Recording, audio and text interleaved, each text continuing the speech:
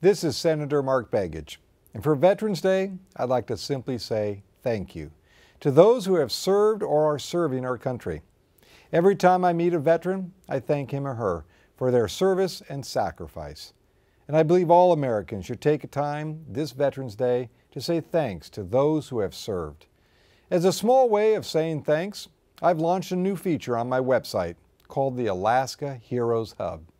This is a special section meant to provide veterans with information on and access to the benefits and services they've earned. Veterans can use this site to find services offered by the VA, find veteran service organizations in Alaska, and information on available benefits. One of the special features on this website is the ability for Alaskans to honor a hero. Alaskans have a rich history of serving our country, and there's no doubt that we've only heard a small percentage of those stories of valor and sacrifice veterans and their families have made in defense of our country.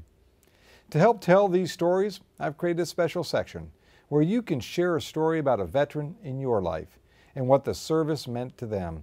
And I'll share your stories on my website, Facebook, and Twitter as a way of saying thanks.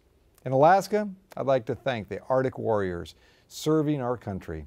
The members of the 1st Stryker Brigade combat team from Fort Wainwright, Alaska, have been serving with distinction in Afghanistan since May of this year.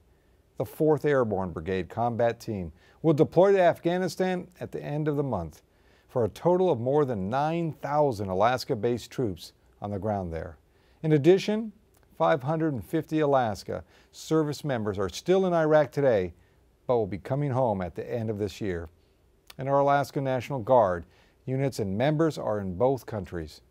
To all our Arctic Warriors, thank you for your service and sacrifice to our country. To their families, thank you for the sacrifices you make as well.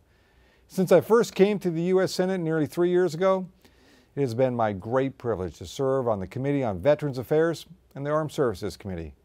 From these positions, I've worked on behalf of nearly 75,000 veterans who call Alaska home, and the more than 28,000 active duty and reserve men and women currently serving. In the Senate, I'll continue to fight to improve access, care, services, and benefits for Alaska's veterans. They've bravely served our country, and we've made a promise to take care of them. That's a promise I intend to keep. Have a great Veterans Day.